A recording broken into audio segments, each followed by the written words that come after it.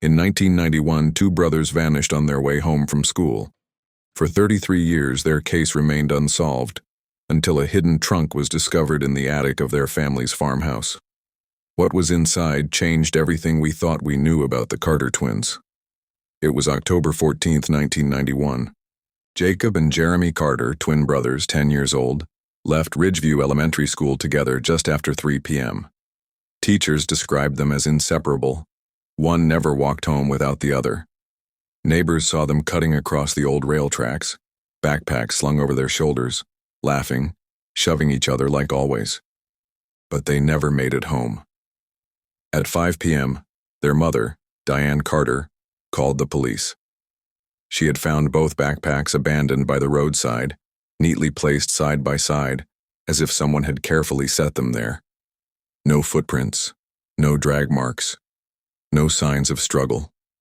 It was as if the twins had simply evaporated. The Ridgeview Police Department launched one of the largest searches in Ohio history. Dozens of volunteers, dogs, helicopters. For weeks, the woods surrounding the Carter home were combed inch by inch. Nothing. Detectives interviewed classmates, teachers, neighbors. Everyone had seen the twins leave school together. No one saw where they went. One neighbor swore she heard children laughing late that night near the old farmhouse, long after the search had ended for the day. But when officers investigated, they found only silence. The case grew colder by the week. And after months, then years, the Carter twins' faces faded from newspapers and milk cartons. Diane Carter never left Ridgeview. Every night, she left the porch light on. Every holiday, she set 2 extra plates at the table. Her husband, Frank, couldn't take it. He left in 1995 and the farmhouse fell into disrepair. Diane died in 2012, still insisting, "My boys are out there, they'll come home." But the farmhouse remained empty. Waiting in 2025, a developer purchased the Carter property to renovate it. During demolition of the attic, workers found something strange. A wall that didn't match the original blueprints. Behind it was a locked trunk, old and heavy. Inside the trunk, a pair of identical boys' shoes, size 5. A bundle of school photos from 1991, a Ridgeview Elementary library card, and a single diary page. The page was dated October 13, 1991, the day before the twins vanished. In shaky handwriting, it read, "If we go missing, don't look for us. We're not gone. We're just hidden." How did that trunk get there? Who sealed it behind a false wall? And why did the diary page seem to predict the disappearance? When investigators cross-checked the handwriting, it appeared to match Jacob's, but the ink was fresh. For decades, the mystery of the Carter twins haunted Ridgeview. But the discovery of the trunk didn't just reopen the case, it suggested something far darker. Because sometimes, the lost don't stay gone. They wait to be found. The discovery of the trunk reignited a media firestorm. 33 years after the disappearance, reporters swarmed Ridgeview, a town that had long tried to bury its ghosts. But for one person, it wasn't just another cold case come alive again. Rachel Carter, Diane's niece, cousin to Jacob and Jeremy, returned to Ridgeview after hearing the news. She had been only 8 years old when her cousins vanished, too young to understand the grief that consumed the family. Now, standing in front of the decaying farmhouse, she felt the weight of memory pressing down like a storm cloud. The porch light was still there, broken but dangling from a single wire. Diane had left it on until her dying day. Rachel whispered into the silence, "I'm back. Tell me what happened." Police cataloged the contents of the trunk, but Rachel knew one thing. The Carter farmhouse had always held secrets. She broke into the basement, flashlight in hand. The air was damp, heavy with mildew. Old jars lined the shelves, covered in cobwebs. In a rusted filing cabinet, she found folders marked with her Uncle Frank's handwriting. Receipts, old bills. And tucked between them, a folded piece of paper labeled Project Gemini. Her hands trembled as she unfolded it. Inside, diagrams of twins, notes about cognitive linkage and paired memory tests, scribbled lines about synchronization beyond biology. Rachel's pulse quickened. She whispered, "What the hell were you doing, Uncle Frank?" The next day, Rachel met with Sheriff Alan Whitmore, one of the few officers still alive who had worked the original case. He was gray now, hunched, with hands that shook as he sipped his coffee. "They were good kids," he muttered, "always together, never one without the other." Rachel slid the paper across the table. Project Gemini. Whitmore's face drained of color. He shoved it back. "Where'd you find this?" "In the farmhouse basement," Rachel replied. He shook his head violently. "Burn it. Forget it. That was never supposed to leave the house." Rachel leaned forward. "You know what happened to them?" His eyes watered. He whispered, "Some things are better left buried." And then, almost too soft to hear, "We failed them. We all did." Rachel returned to the farmhouse that night unable to sleep. She searched the attic where the trunk had been found. Dust filled her lungs, boards groaned under her weight. Near the wall cavity, she found something small wedged between the beams.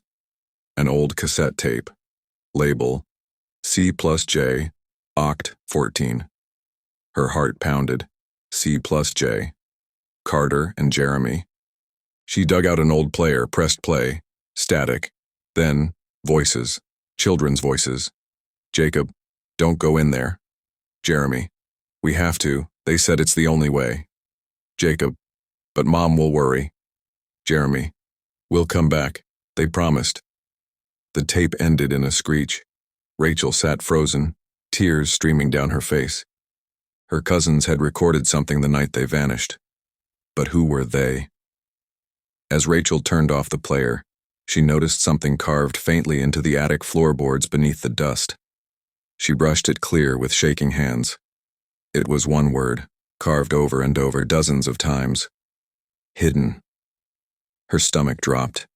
She stumbled backward, beam of her flashlight trembling over the walls, and for a split second, she swore she saw small handprints pressed into the plaster. Fresh. Rachel fled the house, gasping into the night air. Her phone buzzed in her pocket. Unknown number. The message read, "Stop digging, Rachel, or you'll end up with them." Her hand shook as she typed back, "Who are you?" No reply. But as she looked up at the farmhouse windows, she froze. Two figures, small, standing side by side in the glass, watching her. For 33 years, Ridgeview lived in silence, but now the voices of the past were stirring again. Were the Carter twins truly lost, or had they been hidden all along? The next morning, Rachel walked through Ridgeview's narrow main street. The town hadn't changed much since 1991. Same diner with the buzzing neon, same hardware store with dusty windows. But something felt off. People watched her as she passed. The stares weren't curious, they were cold. A cashier froze mid-scan when she recognized Rachel. An old man at the diner window turned his coffee cup without drinking, eyes never leaving her. Rachel quickened her pace, pulling her jacket tighter. She could feel it. The town didn't want her here. It wasn't just silence, it was protection. Like everyone knew something and had sworn to keep it buried. Rachel ducked into the Ridgeview Library, the one place she thought might hold something no one could hide. She asked for old newspaper archives. The librarian, an older woman with clouded eyes, hesitated a second too long before unlocking the drawer. Rachel pulled microfilm reels and slid them into the reader. Headlines from October 1991 blazed across the screen. Twin boys missing, police launch massive search. Carter family pleads for information. Then, nothing. By mid-November, the coverage stopped completely. No follow-ups, no unsolved case, just silence as if the story had been deliberately cut short. And in December of 1991, a headline about a town festival ran in the very spot where she expected to see her cousins' faces. Rachel muttered, "They erased them." As she left the library, a hand shot out and grabbed her wrist. She spun. An older man, thin, shaking. His eyes were sunken, but urgent. "You're Diane's niece," he rasped. Rachel nodded slowly. Yes. Who are you? Name's Walter. I was there, the night the boys vanished. Her pulse quickened. What did you see? Walter's gaze darted around nervously. Not here. Meet me by the old rail bridge. Midnight.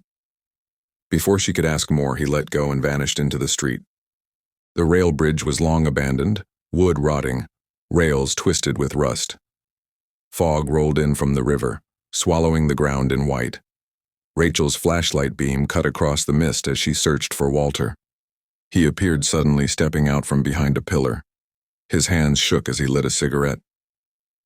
I was 20 when it happened, he said, voice trembling. I heard kids laughing that night, followed the sound into the woods. Rachel leaned in. Did you see them? Walter nodded, eyes glassy. The twins. They weren't alone. There was a man with them. Tall, wearing some kind of coat. They followed him like he was leading them somewhere safe. Rachel's stomach dropped. Who was he? Walter shook his head. I don't know.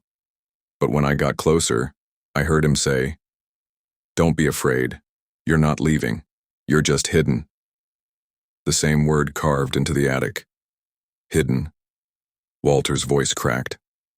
Then they all vanished, right in front of me. Like the fog swallowed them whole. Suddenly footsteps echoed across the bridge, heavy, deliberate.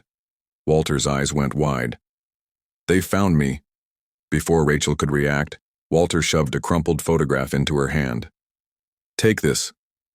A shadow moved in the fog. A figure, tall, still, watching. Rachel's heart thundered. She turned the flashlight, but the beam cut only mist. When she looked back, Walter was gone. Vanished. Only the photograph remained in her shaking hand. Back at the farmhouse, Rachel studied the photo under a lamp. It was old, black and white, edges torn. The Carter farmhouse porch. 2 boys on the steps. Jacob and Jeremy. But behind them, faintly in the doorway, another figure. Tall, shadowed, face obscured, and scrawled on the back in faded ink. Project Gemini, Subject 2. Rachel whispered, Subject 2. Then who was Subject 1? The Carter twins weren't just victims of chance. They were chosen. But chosen for what? And why had Ridgeview spent 33 years pretending they never existed? Rachel couldn't sleep. The farmhouse groaned in the night, every creak like a whispered warning.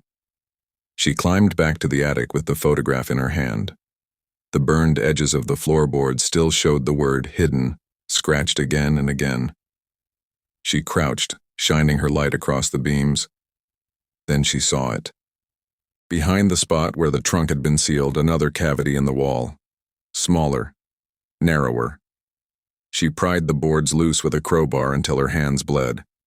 Inside was a box the size of a shoebox, covered in dust. She opened it slowly. Inside, a bundle of cassette tapes, each labeled in the same messy handwriting. C+J. Dozens of them. She played the first tape, static, then children's voices, faint, muffled. Jacob. They said we'd play games. Jeremy. They said we'd see things only twins can see. Jacob. But it hurts. Rachel froze. She played another. Jeremy. He watches us. He writes everything down. Jacob. Don't tell Mom. Don't tell anyone. Rachel clutched her chest, tears burning her eyes. These weren't just recordings. They were confessions, and whoever recorded them hadn't just known about the twins' disappearance. They had been there. As she rewound the tape, a creak echoed downstairs. Slow, heavy. Her pulse spiked. She grabbed the flashlight and crept down the stairs. The front door was ajar, wind whistling through the gap. And on the floor, muddy footprints. Small, bare, leading into the living room. Rachel followed the trail, breath shaking. And there he was, the hooded figure. He stood by the fireplace, motionless, hands clasped behind his back. You found the tapes, he said, voice low, distorted. Rachel steadied herself. Who are you? He tilted his head like studying her. I am what remains when memory doesn't die. Her throat tightened. Did you take Jacob and Jeremy? The hood shifted. For a moment she swore she saw her cousins' faces flicker beneath the shadow. They aren't gone, he whispered. They're hidden, just like you. Before she could move, the figure stepped back and vanished into the dark. The next morning, Rachel stormed into Sheriff Whitmore's office, tapes clutched in her hand. You knew, she snapped. You all knew. Whitmore's face sagged with exhaustion. Put those away. If people see them, they'll know the truth, Rachel interrupted. He slammed his fist on the desk, voice breaking. The truth is poison, Rachel. This town made a choice to survive, to forget. And if you keep digging, you'll tear open things that should have stayed sealed. Rachel glared. You already sealed them. Behind a wall. The sheriff's eyes filled with tears. Because the alternative was worse. Back at the farmhouse, Rachel stared at the photograph Walter had given her. The twins on the porch, the shadow behind them. Subject 2. Her mind spun. If Jacob was subject 2, who was subject 1?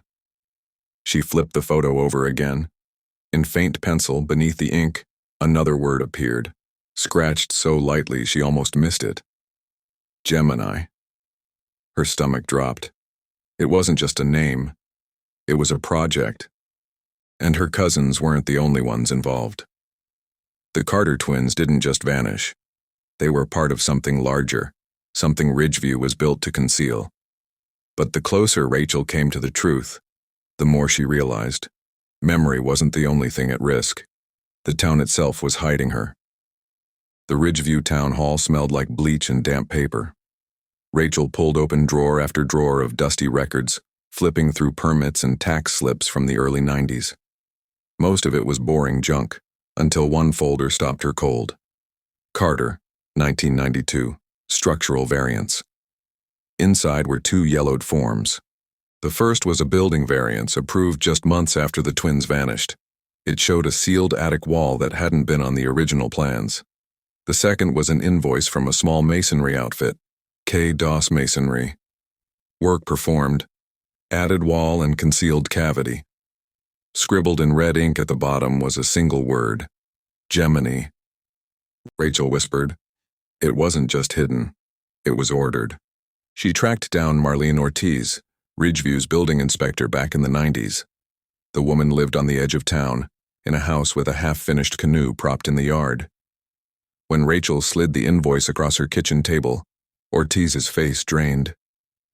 I remember that seal, Marlene muttered. But I wasn't supposed to question it. Who gave the order? Rachel asked. Officially, the Carter family. But the pressure, it came from higher up. A research group, North Ridge Behavioral Study, and one man in particular. Rachel leaned in. Who?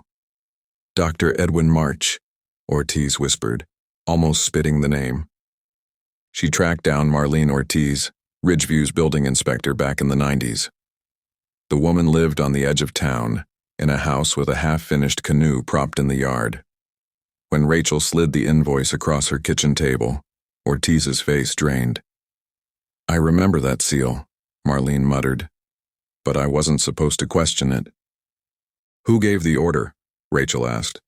Officially, the Carter family, but the pressure, it came from higher up, a research group, North Ridge Behavioral Study, and one man in particular.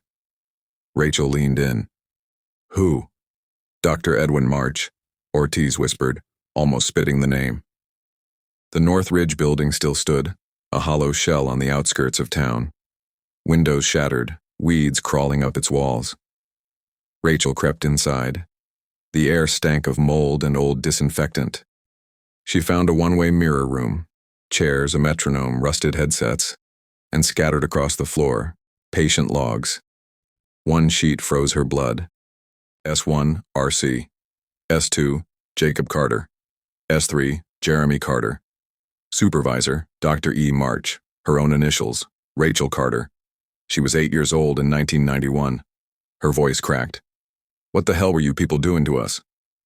Among the junk was a cassette marked S1 interface, She jammed it into a player. Static. Then voices. A calm, clinical man. Session 12. Subject 1 is present. Gemini pair ready. Begin memory bridge. The tick of a metronome. Faster, louder, and then, her cousin's voices. Jacob. It hurts. Jeremy. Don't tell Mom. Don't tell anyone. Then another voice. Young. High-pitched. Her own. Rachel's chest seized. It was her voice, age 8, whispering, I can hear them. She ripped the headphones off, gasping. Desperate for answers, she turned back to the Ridgeview library. The old librarian pulled out a handwritten ledger of book loans from 1991, names and dates scrawled in fading ink. One name appeared over and over, Dr. Edwin March. The books? Titles like Paired Cognition and Child Hypnosis. And then another name, Diane Carter. Her aunt. The book Diane had borrowed, Protective Recall in Children. Rachel's throat tightened. Was Diane trying to fight the project? Or help it? The librarian closed the ledger gently. Your aunt wasn't alone, Rachel. This whole town believed forgetting was safer than remembering. That night, Rachel followed a text message to the abandoned Ridgeview Elementary Auditorium. The stage curtain sagged, moth-eaten. Behind it, she found a trap door. Beneath, another mirror room, another metronome, another cassette. She pressed play. Dr. March's voice. Rachel, say their names. And her 8-year-old self. Jacob, Jeremy. Dr. March. Good. Now tell me, do they see you? Young Rachel's voice trembled. Yes, they're looking right at me. The tape ended in static. Rachel stared at the mirror. 2 small handprints appeared in the condensation. Jacob, Jeremy. In a drawer, Rachel found a roster sheet. Gemini participants. S1, Rachel Carter, interface. S2, Jacob Carter, Gemini pair. S3, Jeremy Carter, Gemini pair. S4, Dr. Edwin March, supervisor. S5, Sheriff Alan Whitmore, observer. S6, Diane Carter, consent facilitator. Her knees buckled. Her aunt's name, the sheriff's name, both tied to the project. Her family hadn't just been victims, they'd been involved. She stormed into Sheriff Whitmore's office, slamming the roster onto his desk. You lied, she hissed. You were there. You watched. The old man's face crumpled. Rachel, you don't understand. I was 8 years old, she shouted. You used me to bridge them. You made me the interface. Whitmore's eyes filled with tears. We thought it would keep them safe. We thought hiding them was the only way. Rachel's voice dropped to a whisper. Then why do I still hear them? The sheriff looked away. Her phone buzzed. A new text. If you want them back, come to where it began. Attached was a location pin. The tunnels beneath Ridgeview Elementary. Rachel clenched her jaw. The time for searching was over. It was time to descend. The Carter twins weren't lost. They were taken, and the town had agreed to forget. But Rachel wasn't part of that pact. And now the gate beneath Ridgeview was calling her name. The hatch groaned as Rachel pulled it open, the metal ring cold in her hand. A stairwell spiraled downward, lined with brick, damp air rushing up to meet her. She clicked on her flashlight and swallowed hard. All right, boys, she whispered, her voice trembling. If you're down here, I'm coming. Every step echoed. The deeper she went, the more the air thickened, like the walls themselves were breathing. At the bottom, a steel door waited. Scratched into the metal were the same words she'd seen in the attic, in the diary, in Walter's story. Hidden. The door creaked open into a narrow tunnel. Wires ran along the ceiling, frayed and sparking faintly. Water dripped from somewhere unseen, the sound syncing with her heartbeat. Her flashlight beam cut across graffiti on the wall, except it wasn't graffiti. It was handwriting. Dozens of names scrawled in chalk. Most faded, some sharp and fresh. Jacob. Jeremy. Over and over again.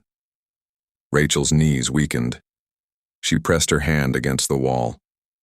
The chalk smeared, still soft. Someone had been down here. Recently. The tunnel opened into a wide underground chamber. Rusted folding chairs faced a blank screen bolted to the wall. Wires dangled from the ceiling like vines. On each chair sat a headset. Same cracked leather, same tiny needles built inside. Rachel picked one up, her hands shaking. The tag still attached read, S2, Gemini pair. Her stomach dropped. These weren't props. They had strapped her cousins into these. She turned to the side and froze. Against the wall stood a row of lockers, their paint peeled, numbers almost unreadable. She traced her finger across them until she reached 27. Her flashlight hit something inside. Jacob's baseball cap, still sitting there, 33 years later. On a desk at the front of the room lay a ledger, its cover cracked, pages yellow. She opened it. Each line was a record. OCT 10, 1991, synchronization. Attempt number 1, stable. OCT 11, attempt number 2, increased linkage. OCT 12, attempt number 3, subject 1 not compliant. OCT 13, rehearsal. OCT 14, final transfer. The last page was torn clean out. Rachel's hand shook. Final transfer. Into what? A soft hum filled the chamber. She spun around, flashlight beam swinging. A speaker in the corner crackled to life. Rachel. Her chest seized. It was Jacob's voice. Older. Broken. Don't look for us. The speaker screeched, then shifted, Jeremy's voice this time. They'll only let you in if you agree to stay. Rachel screamed, Where are you? What did they do to you? Silence. Then, a third voice. Cold. Clinical. Dr. March. Subject 1 persists. Interface remains viable. Her skin went ice cold. He was talking about her. Even now, she stumbled through a side door into a smaller room stacked with cabinets. She yanked drawers open, scattering papers, case files, photos. Her blood froze as she pulled out one. Diane Carter, her aunt. Stamped, Consent Facilitator. Attached was a signature page, Diane's handwriting shaky but real. I consent for Jacob and Jeremy Carter to participate in the Gemini study. Rachel dropped the file, tears burning her eyes. You signed them away. Another folder bore Sheriff Whitmore's name. Observer. His notes were scribbled in the margins. Subjects resistant. March insists on final trial. In the corner of the archive room, a mirror stood propped against the wall. Cracked. Dusty. Rachel's flashlight caught her reflection, except she wasn't alone.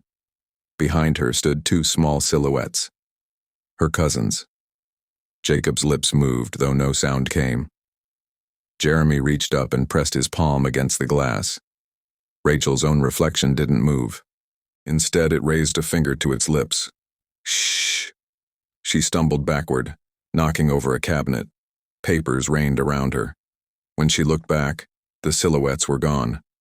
Among the scattered papers, she found a reel-to-reel recorder. Dusty, but the reel still loaded. She pressed play. Dr. March's voice filled the room.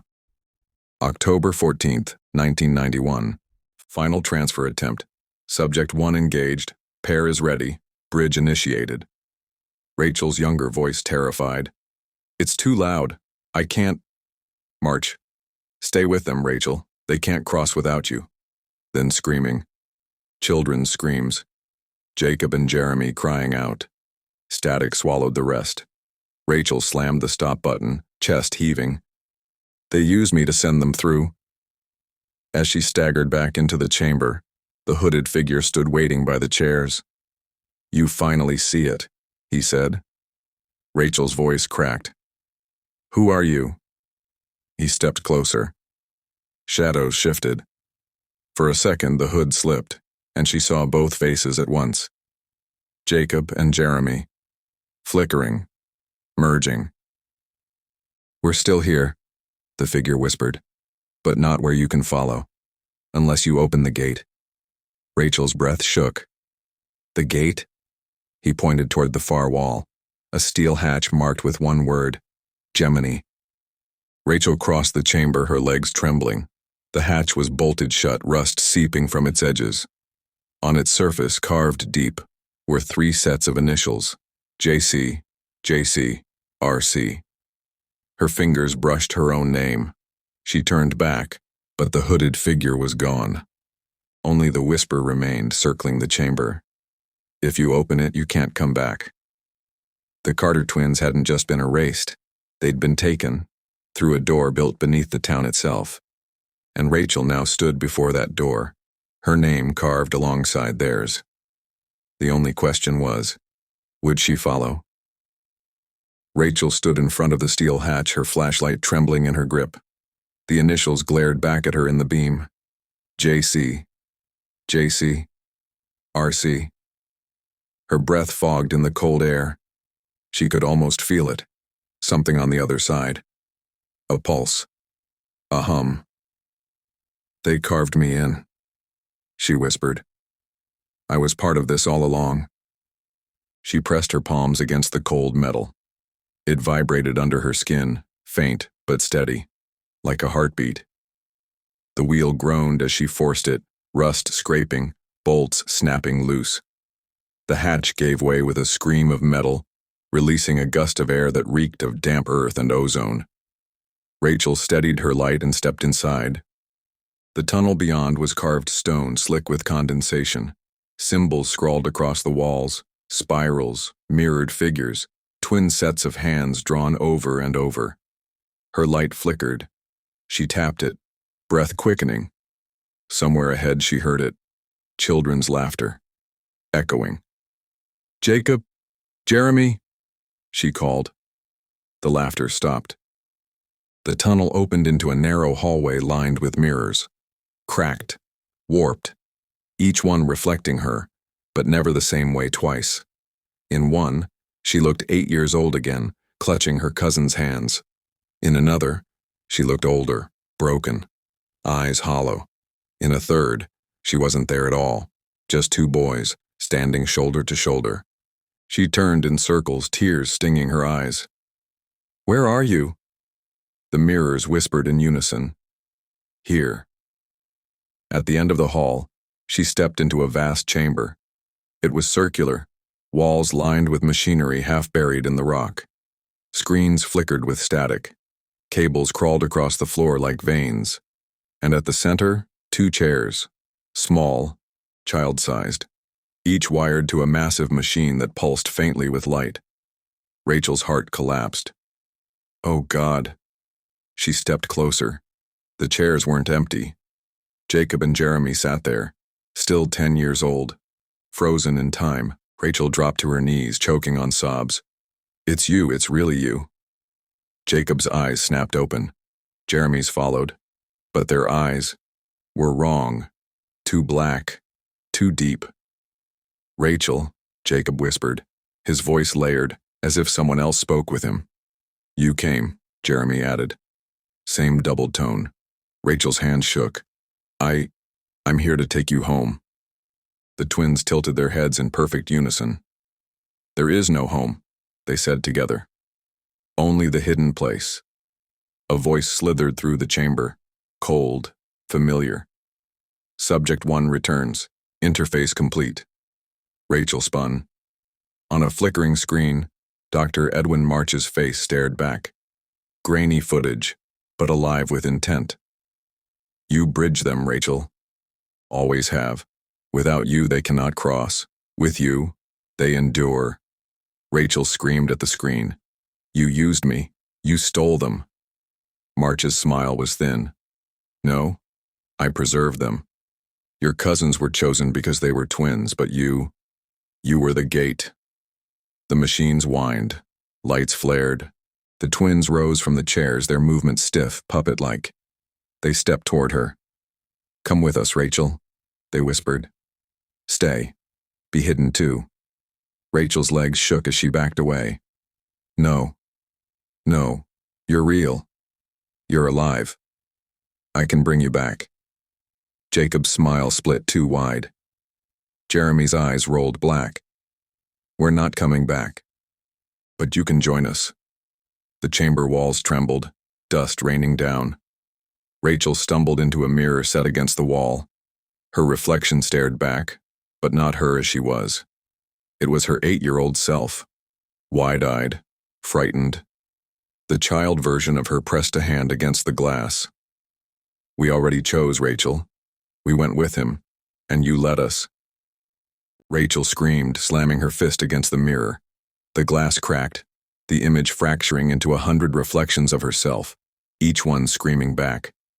The twins stood inches from her now, hands outstretched. If you stay, Jacob said, we'll never be alone. If you leave, Jeremy added, we'll never forgive you. Rachel's heart tore in two. Dr. March's voice echoed. Subject 1 must decide. Interface cannot remain split. The chamber shook violently. Sparks rained from the machines. The hatch behind her slammed shut. Rachel realized with horror, there was no going back. Not unless she chose. Rachel had found them. The Carter twins, unchanged, unaged, bound to the Gemini gate. But saving them wasn't an option. To open one door meant closing another. Forever. The Gemini chamber rattled like an earthquake. Cables sparked, machines howled, and the walls seemed to pulse with something alive. Rachel stood frozen, her flashlight flickering as her cousins, the Carter twins, stepped closer.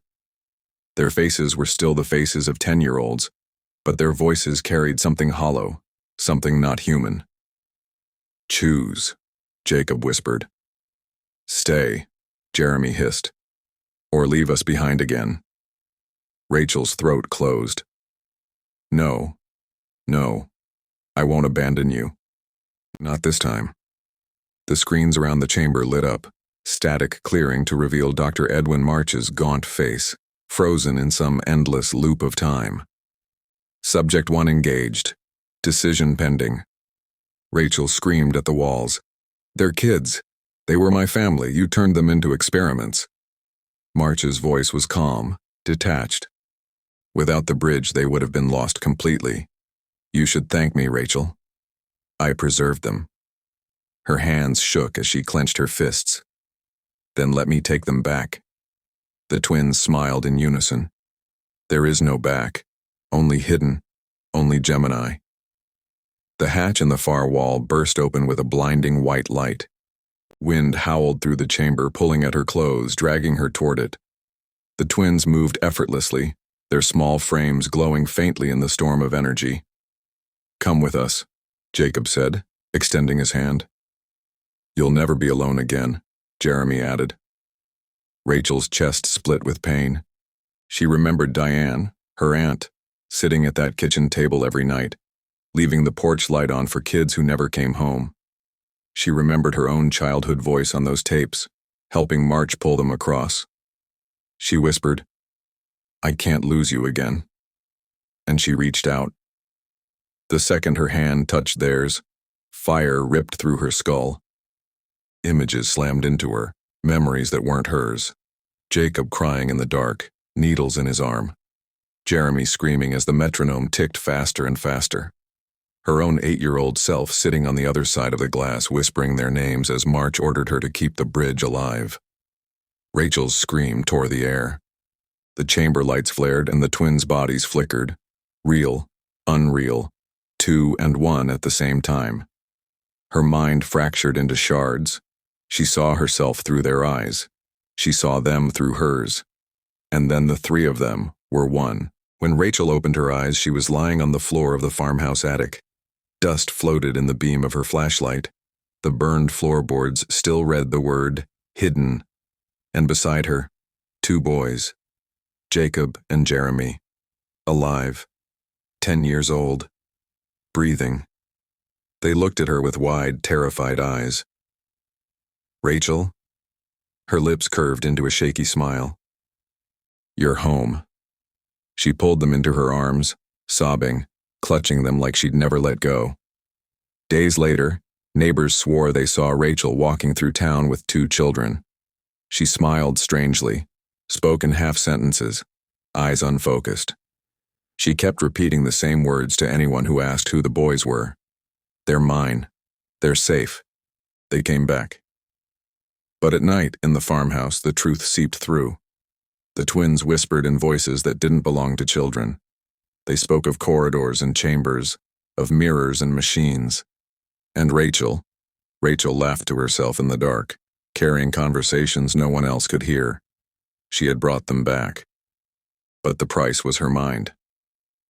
Weeks later, a demolition crew entered the farmhouse to clear the attic. They found a tape recorder sitting on the floor, red light blinking. They pressed play. Rachel's voice filled the air, soft and broken. Some say they vanished. Others say they were erased. I say, they never left. We're all hidden now. If you find this, don't open the door, don't follow the voices, because once you hear them, they never stop. Static swallowed the tape. The farmhouse was torn down the following spring, but on the day the bulldozers arrived, a passerby swore they saw 3 figures in the upstairs window.